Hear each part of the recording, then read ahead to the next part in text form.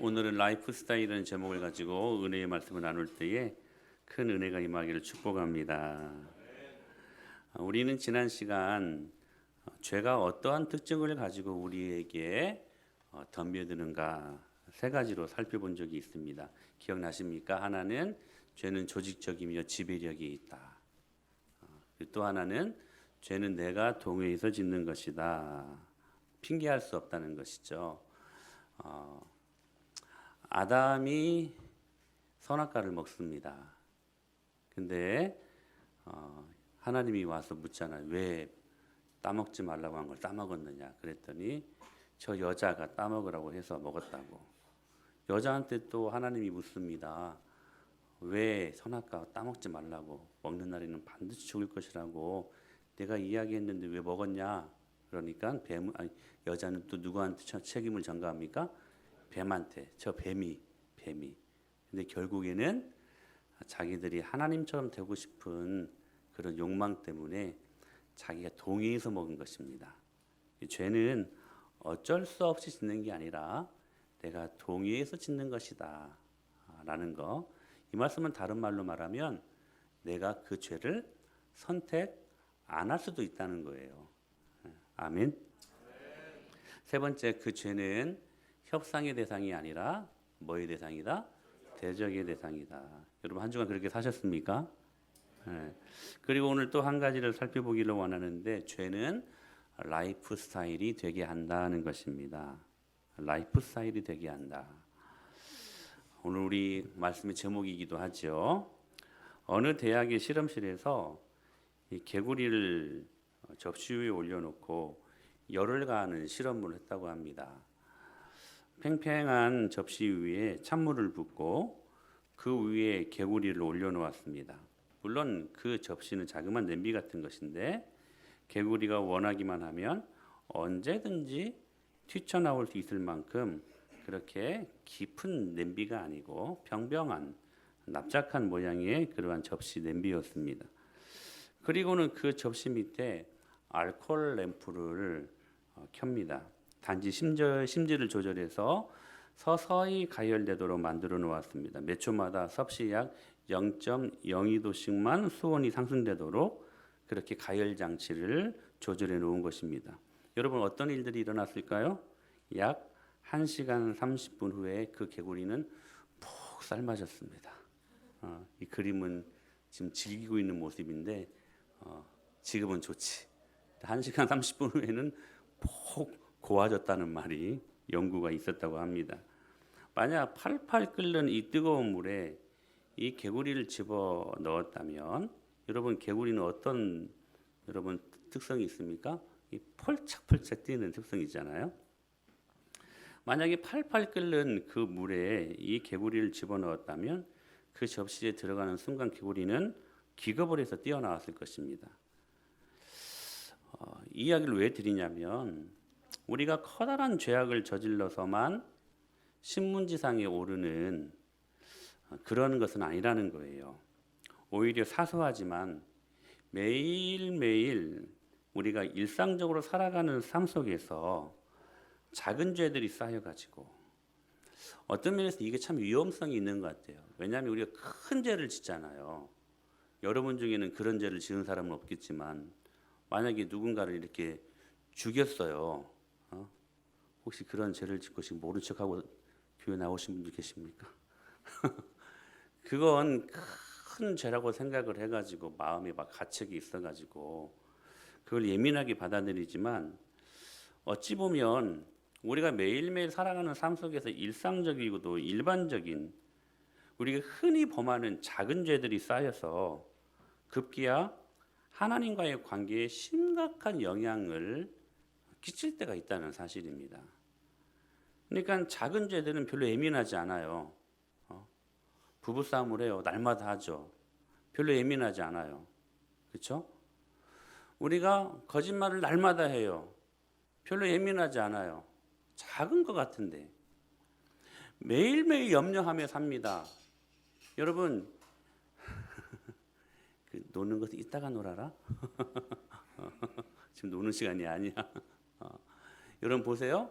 염려는요 다 해요. 누구든지 다 해요. 다 하기 때문에 죄가 아닌 줄 알아요.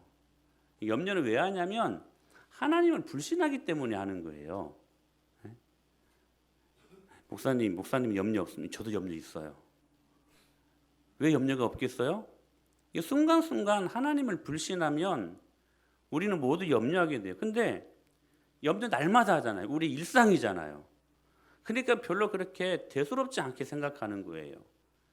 그렇게 예민하지 않아요. 민감하지 않아요. 그런 작은 죄들이 마치 이 개구리가 서서히 이 가열된, 그래서 나중에는 푹 고와지는 것처럼 별거 아닌 것 같은데 이 작은 죄들이 쌓여서 급기야는 하나님과의 관계 속에서 심각한 영향을 받게 된다는 사실입니다. 이런 이야기가 있어요. 세 사람의 군인이 개울가에 모여 돌을 줍고 있었습니다. 이들은 모두 한 사람당 50kg의 돌을 부대에 담아오도록 상관으로부터 지시를 받았어요. 한 사람은 개울 여기저기를 돌아다니다가 50kg 정도 되는 큰 돌덩이를 그냥 한 방에 주워가지고 부대에 담았습니다. 또 한 사람은 20kg, 30kg 나가는 돌덩이를 2개를 주워서 부대에 나눠 담았습니다. 다 할당량을 채운 것이죠. 그리고 나머지 한 사람은 아이들이 가지고 노는 동깃돌 같이 자잘한 돌멩이를 50kg 나갈 때까지 부대에 잔뜩 넣었습니다. 그 자잘자잘한 공기놀이 같이 저 어렸을 때는 공기가 이렇게 있지 않았어요. 그래서 그 공기같이 작은 돌멩이들을 모아가지고 공기놀이를 하곤 했거든요. 저는 사사했어요. 시골에 가면 제 사촌들 보면 막 공기는 없으니까 이런 자갈들을 모아가지고 이렇게 공기놀이를 하더라고요. 그런 자잘자잘한 그 자갈들을 50kg 되는 이 나갈 때까지 이 무게를 부대에 잔뜩 넣었던 것이죠. 그렇게 세 사람이 가지고 왔습니다. 문제는 그 다음에 생겼습니다. 돌을 갖고 오라고 지시했던 상관이 세 사람에게 다시 한번 명령을 합니다. 이제껏 가지고 온 돌들을 원래 위치에 도로 가져다 놓는다 실시! 딱 해버린 거예요. 돌덩이 한 개를 들고 온 병사는 가장 먼저 원래 위치를 찾아서 그대로 갖다 놓습니다. 너무나 확연하잖아요. 큰 돌멩이를 가져왔기 때문에 아마 흔적도 있었을 것이고 거기에 다시 딱 갖다 놓았습니다. 2개의 돌덩이를 가지고 온 사병도 잠시 장소를 두리번거리다가 2개니까 그것도 흔적이 있으니까 자리에 그대로 갖다 놓았습니다. 문제는 자잘한 돌멩이를 가져온 한 부대에 가득 담아온 사병, 문제는 여기 있었습니다. 너무나 자잘자잘한 것이었기 때문에 그렇게 주워온 그 자갈들이 어디에 있었는지를 몰랐던 거예요. 그래서 제자리에 갖다 놓을 수가 없었던 것이죠. 사랑하는 여러분, 우리 죄의 문제도 이와 같지 않을까요? 때로는 일상적으로 되풀이되는 작은 죄와 허물들이 우리로 하여금 깊은 영적인 침체에 빠지게 할 수도 있다는 사실들이라는 것입니다. 오늘 그 부분들에 대해서 에베소서 2장 1절로 3절에 이렇게 말씀하십니다. 같이 시작.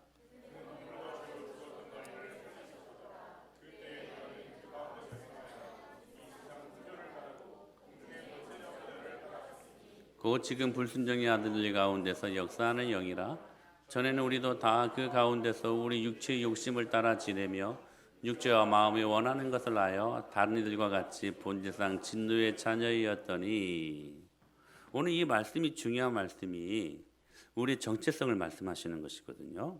우리는 허물과 죄로 죽을 수밖에 없었던 존재가 아니라 이미 완전히 죽었던 존재들이었습니다. 근데 하나님께서 우리를 살리셨지요. 근데 살리시기 전에 우리들의 모습이 어떤 모습이었냐면 3절에 더 정확하게 이렇게 말씀을 하고 있어요. 3절에 시작. 전에는 우리도 다 그 가운데서 우리 육체의 욕심을 따라 지내며 육체와 마음이 원하는 것을 하여 다른 이들과 같이 본질상 진노의 자녀였더니. 전에는 우리도 다 그 가운데서 예수님을 만나기 전에 예수님 밖에 있을 때에 우리 육체의 욕심을 따라 지내는 사람들이었다. 자 보세요. 우리의 육체의 욕심을 따라 행하는 사람이었더라 이렇게 말씀하지 않았어요. 우리 육체의 욕심을 따라 live 지내는 사람이었대요. 지내는 사람.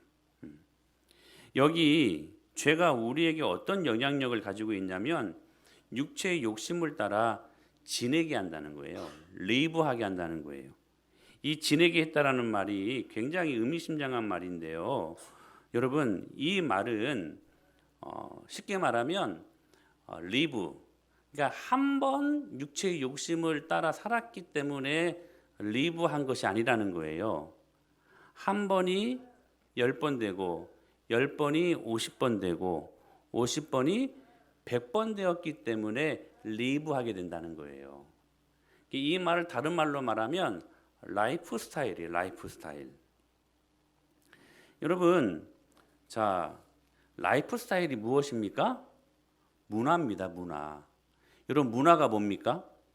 한 민족과 한 가정의 삶의 생활 양식이지요. 생활 방식, 생활 양식. 그러니까 이것은 단 한 번의 모습으로 되는 게 아니에요. 여러분 민족마다 문화가 있잖아요. 참 재미있는 문화들이 많이 있습니다. 근데 그 문화들은 한 번 그렇게 살았다고 해가지고 그냥 그렇게 된 게 아니에요.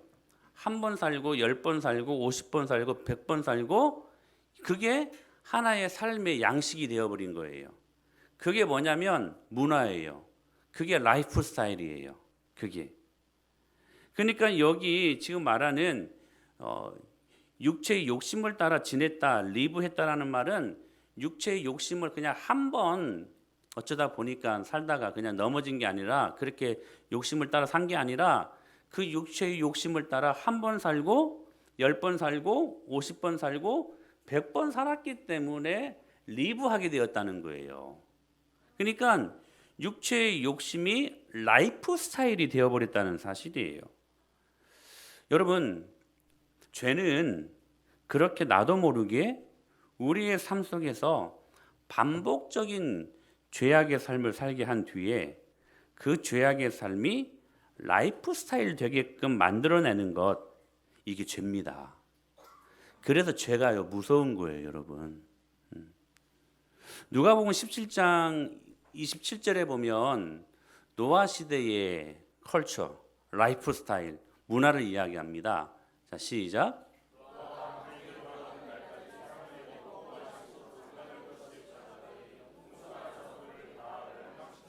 오늘 이 말씀 진짜 중요한 말씀을 잘 들어보셔야 돼요.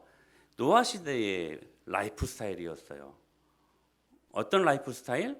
먹고 마시고 장가들고 시집가고 그게 홍수 전에 노아 시대의 라이프 스타일이 문화였다는 거예요.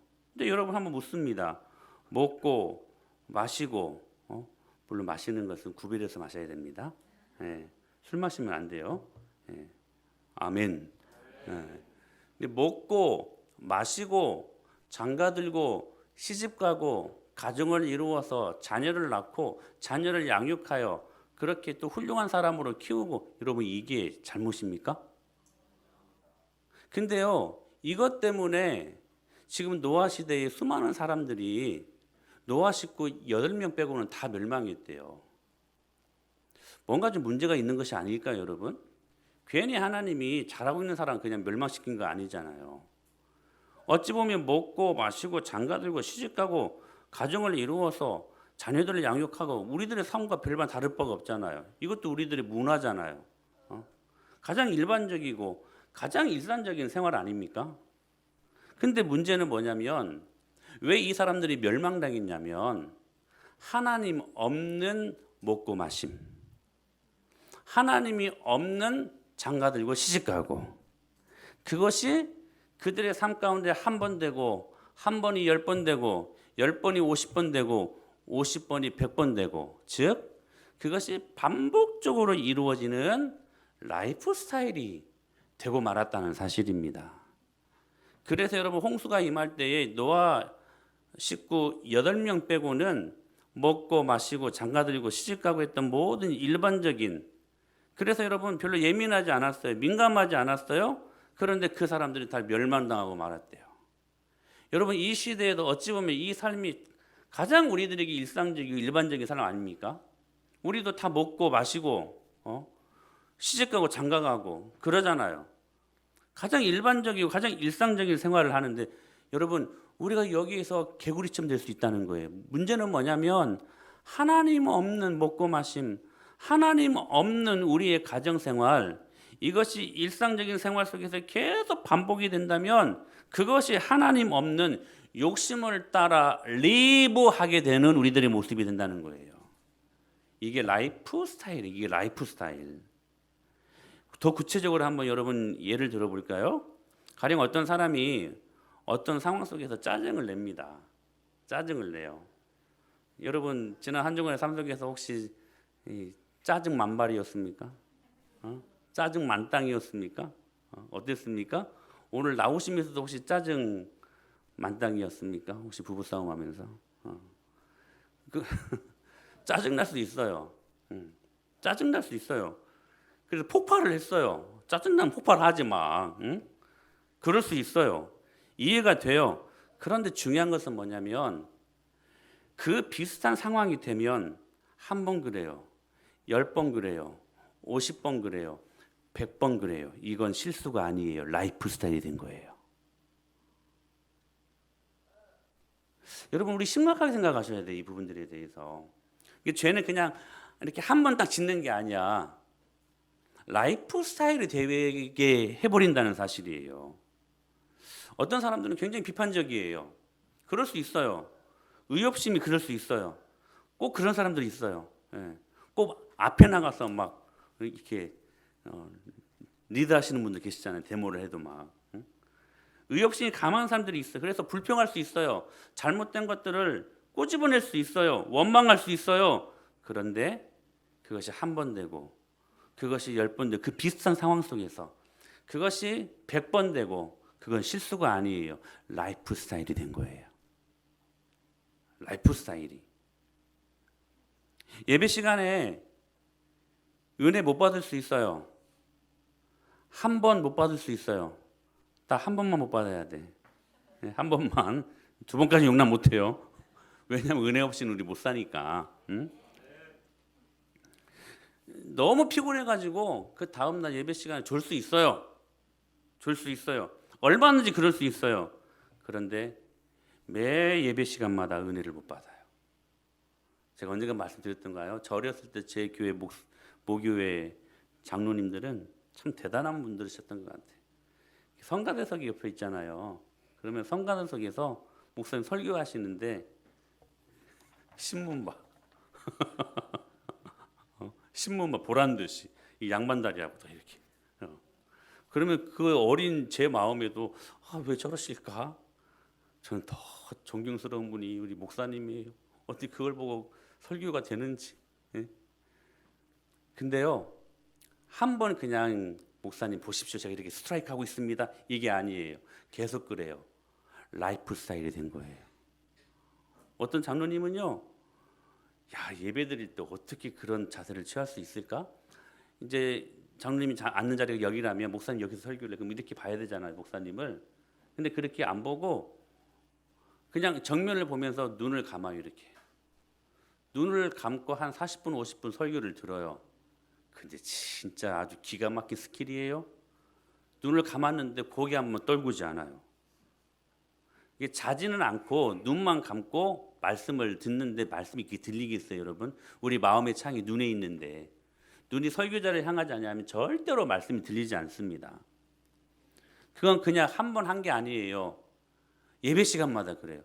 은혜를 못 받으니까 교회 생활을 못 해요. 장로님이라 할지라도. 장로님 은혜 잘 받으셔야 돼. 아멘. 장로님이 은혜를 못 받으니까 교회가 엉망이 돼버려요. 은혜를 못 받으니까 목사님이랑 사이가 안 좋아지게 되고, 그러니까 교회가 엉망이 돼버리는 거예요. 실수한 게 그건 실수한 게 아니에요. 라이프 스타일이 된 거예요. 라이프 스타일이. 불순종이 습관이 되어버린 거예요. 라이프 스타일이 된 거예요. 문화가 된 거예요. 사랑하는 여러분, 이거 굉장히 무서운 말씀이기도 해요. 여러분 순종이 문화가 되는 가정 되시겠습니까? 아니면 불순종이 문화가 되는 가정을 사시겠습니까? 이건 우리가 물어야 될 그리고 답해야 될 정말 중요한 질문이에요. 여러분 순종이 라이프 스타일이 될 수 있게 되기를 축복합니다. 교회 나오면서도 불순종이 문화가 되는 사람들이 있다는 거예요. 우리는 어떤 사건을 경험할 때나 어떤 사람들을 이야기할 때 한 줄평이라는 것을 합니다. 한 줄평. 한 줄로 그 사람의 인생에 대하여 평가하는 것이죠. 제가 존경하는 스코틀랜드의 종교개혁자였던 존 낙스, 이분의 묘비명에는 이렇게 쓰여져 있대요. 여기 하나님 외에는 누구도 두려워하지 않았던 그런 사람이 잠들다. 참 멋지지 않습니까? 하나님 말고는 사람을 두려워하지 않았다는 거예요. 그래서 그 어려운 스코틀랜드 종교개혁을 일으켰던 존 낙스, 참 멋진 사람이었습니다. 여러분 이 사람을 왜 이렇게 짤막한 묘비명에 한 줄로 평할 수 있었을까요? 존 낙스가 이렇게 평생을 살았기 때문에. 사람을 두려워하지 않았어요. 오직 이 존 낙스가 두려워했던 분은 하나님 한 분밖에 없어요. 그냥 한 번 살았기 때문에 그런 게 아니에요. 평생을 그렇게 살았기 때문에, 그것이 라이프 스타일이 되었기 때문에 존 낙스를 우리가 인물평을 할 때 이렇게 평가할 수 있게 된다는 사실입니다. 우리나라가 낳은 세계적인 귀한 보석과 같은 우리 목사님, 손양원 목사님, 그분의 모든 삶에 한 줄평을 할 수 있다면 그분은 사랑의 원자탄이라고 말하지 않습니까? 그냥 한번 사랑했기 때문에 사랑의 원자탄이라는 별명을 들을 수는 없습니다. 왜였을까요? 그는 자기의 두 아들을 죽인 원수를 용서할 뿐만 아니라 사랑하라고 하신 말씀, 원수를 사랑하라고 하신 그 말씀에 순종하여 자기 두 아들을 죽인 그 원수를 자기 양아들로 입양합니다. 그리고 예양원에 가서 나병 환자들, 한센스병 환자들을 향하여서 죽을 때까지 그들을 보듬고 때로는 고름을 입으로 직접 빨아들이면서까지 예수님의 사랑을 실천했던 그러한 한평생이 있었기 때문에 우리가 손양원 목사님을 한 줄 평할 때 그분은 사랑의 원자탄이었다, 이렇게 말하는 것입니다. 그렇지 않습니까? 그러니까 이 삶이 손양원 목사님에게는 라이프 스타일이 된 거예요. 호남 지역에 아주 유명한 선교사님 서석평 선교사님 잘 아시죠? 그분이 남긴 유명한 말이 있잖아요. 성공이 아니라 섬김이다. 하나님이 우리를 보내신, 이 땅에 보내신 이유는 성공 때문이 아니다. 섬김. 우리를 하나님께서 많은 이웃들을 섬기게 하려고 우리를 이 땅 가운데 보내주셨다. 아주 유명한 말을 남겼습니다. 그리고 정말로 이 서석병 선교사님 그렇게 살았습니다. 조선의 병든 자, 가난한 자, 소외된 자, 차별받는 여성들을 위해 29년 동안 불꽃같이 달았어요. 이들을 위해 모든 것을 다 드리며 섬겼던 선교사님이 남긴 것은 담요 반 조각, 그리고 동전 7개, 옥수수 가루 반옥, 두옥, 이게 전부였대요. 이게 이렇게 살았기 때문에 그분을 그렇게 한 줄로 평가할 수 있는 건 아니겠습니까? 이게 그분의 라이프 스타일이었습니다.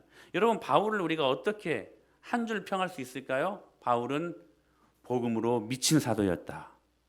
한 번 복음을 증거했기 때문에 그렇게 평가하는 것은 아닐 것입니다. 왜 그렇게 평가합니까? 그가 한평생 예수님을 만난 후에 예수님에 미쳐 복음을 증거했던 사람이었기 때문에, 그게 그분의 라이프 스타일이 되었기 때문에 한 줄로 평가할 수 있는 것입니다. 사랑하는 여러분, 우리 예수님을 우리는 어떻게 한 줄 평을 할 수 있을까요? 감히 예수님을 한 줄 평으로 우리는 할 수 없을 것이지만, 그래도 굳이 한다라면 저는 이렇게 말할 수 있을 것입니다. 그분의 리더십은 서반트 리더십이었을 거라고. 종의 리더십.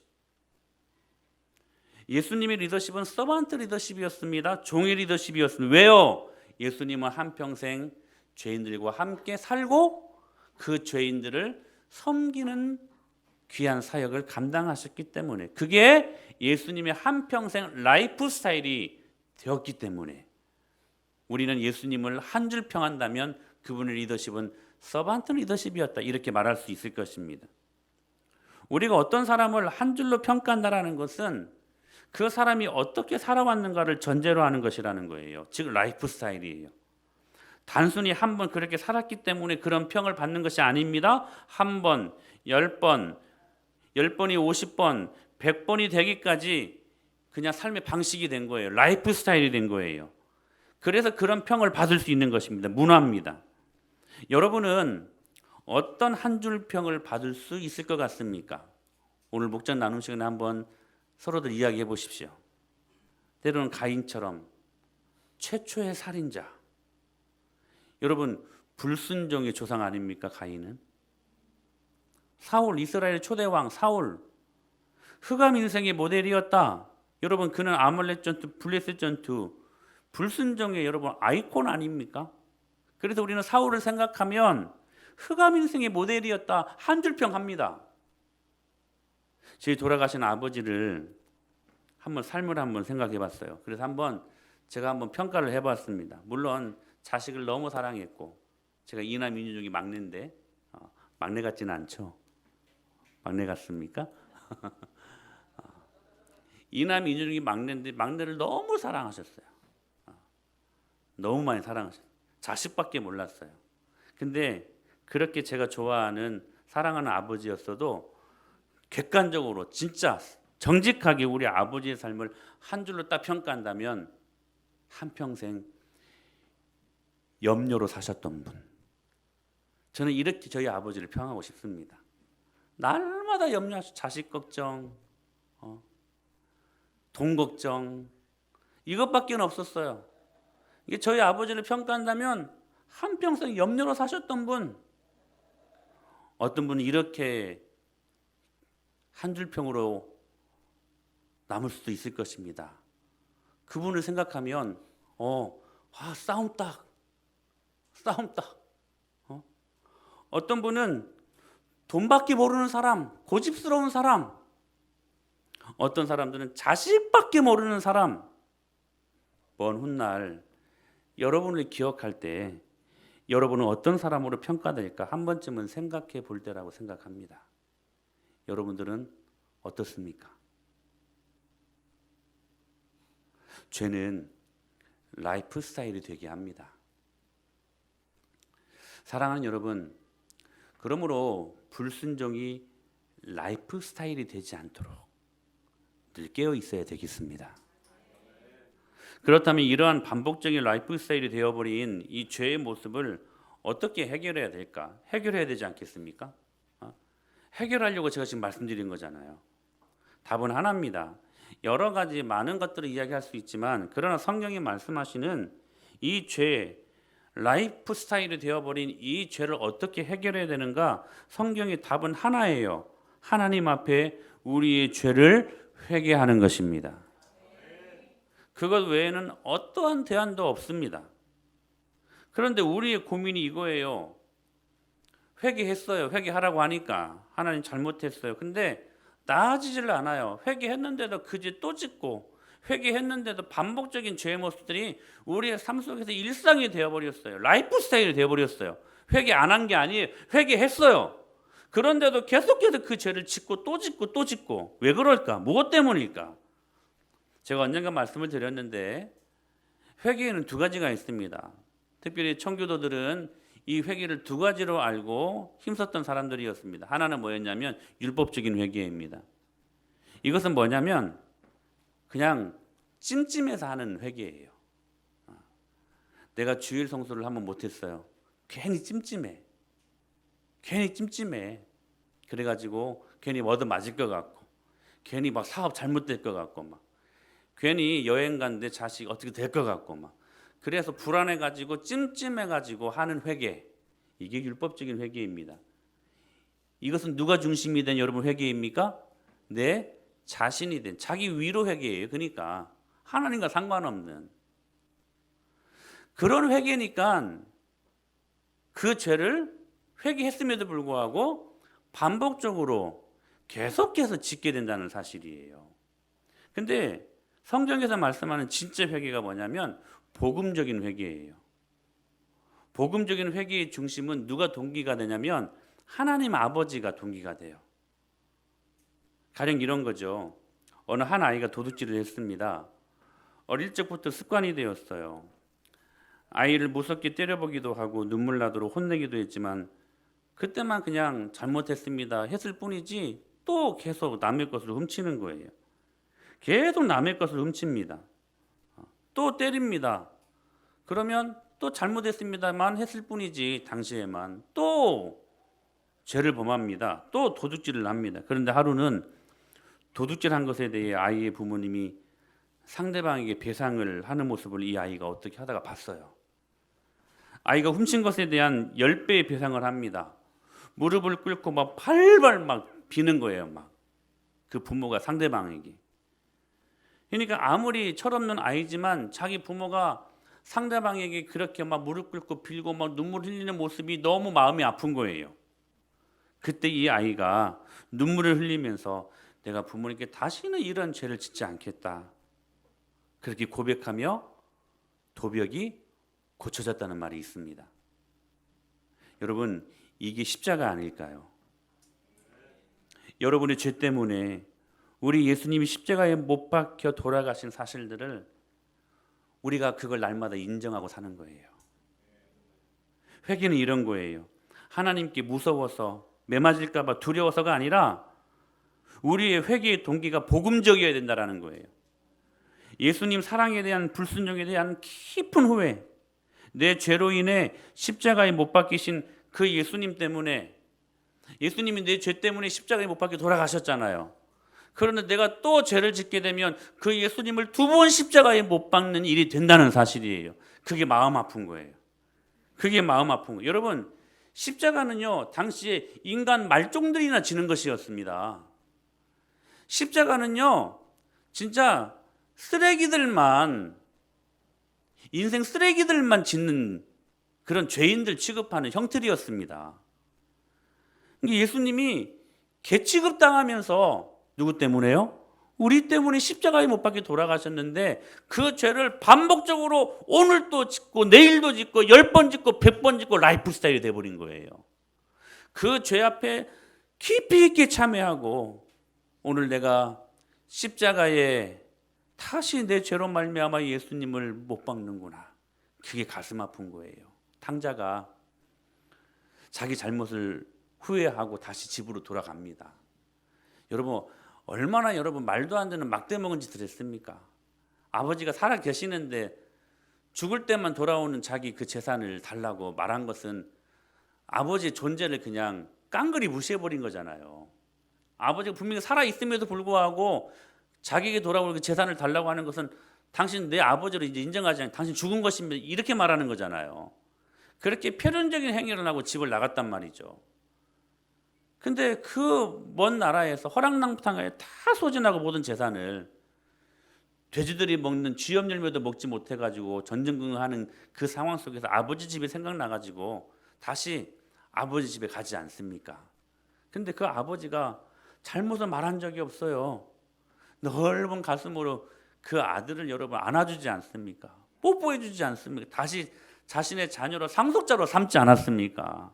그렇다면 그 다음이 문제죠. 성경에는 나와 있지 않지만 탕자가 그 아버지의 용서와 사랑을 경험한 뒤에 또 집 나갔을까? 또 말도 안 되는 인생 걔 망나니나 하는 그런 표현적인 짓들을 또 할 수 있었을까요? 아니요. 사람이라면 할 수 없었을 거예요. 그의 회개는 복음적인 회개였습니다. 왜요? 그 사랑 때문에. 그 사랑 때문에. 여러분 어거스틴이 그런 말을 했잖아요. 제가 언젠가 말씀드렸었죠. 이 세상이 다 없어지고 나 혼자만 남아도 예수님은 이 땅에 나의 죄를 위하여 분명히 오셔서 십자가에 못 박혀 돌아가셔서 내 죄를 용서해 주셨을 것이다. 나를 구원해 주셨을 것이다. 나 한 사람만 있어도 이 땅에. 여러분 우리 하나님의 사랑은 절대적인 사랑입니다.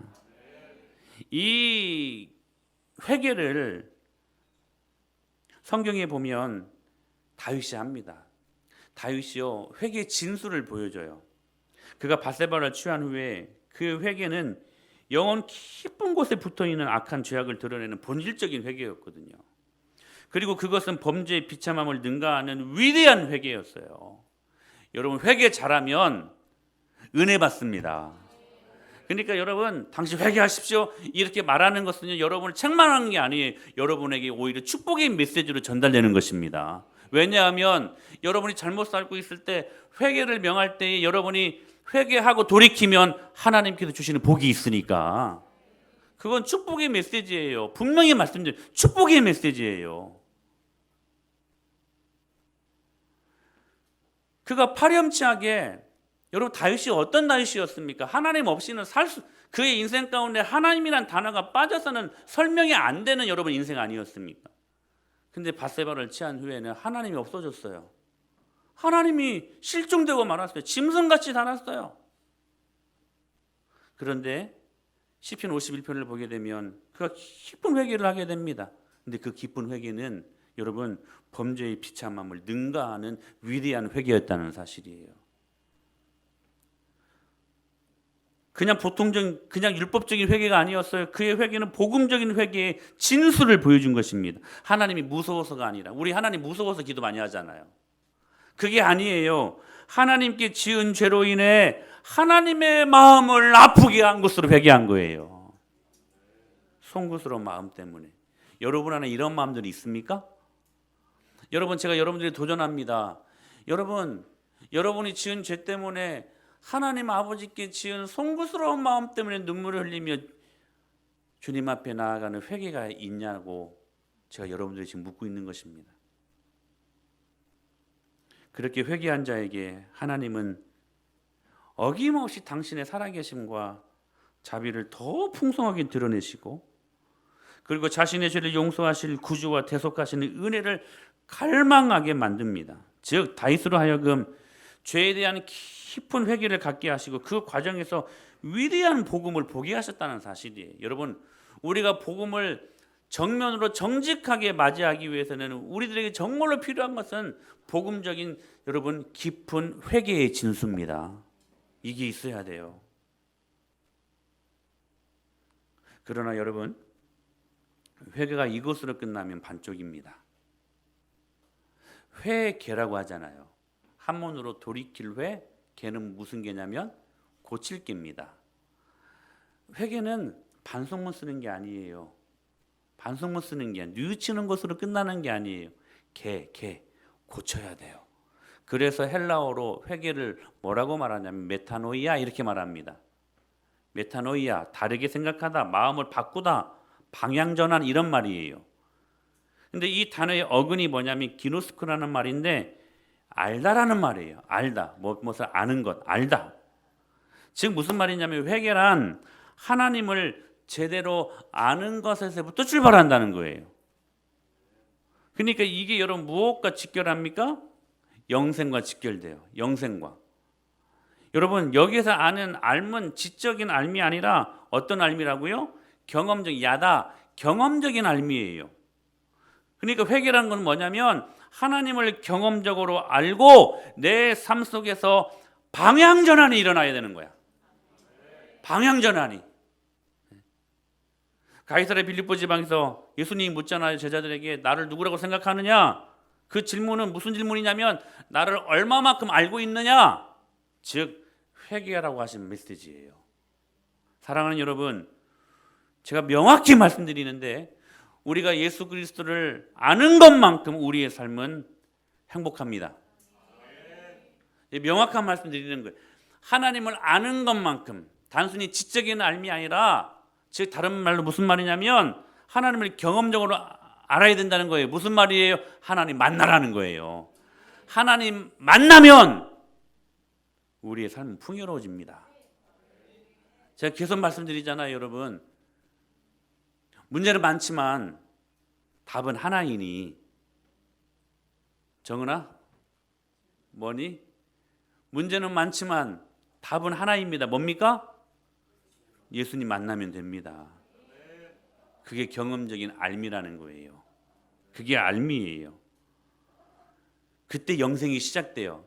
영생이 무엇입니까? 요한복음에서 시작. 영생은 곧 유일하신 참 하나님과 그가 보내신 자 예수 그리스도를, 지적인 알미 아니라 내가 예수님을 오늘이라도 그 주님을 만난다면 그 만나는 그 시로부터 우리의 영원한 삶이 시작된다는 거예요.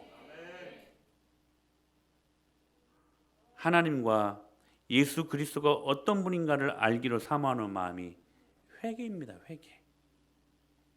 그래서 호세아 6장 3절에서는 그렇게 선지자가 우리에게 갈급하게 종용하는 거예요. 시작.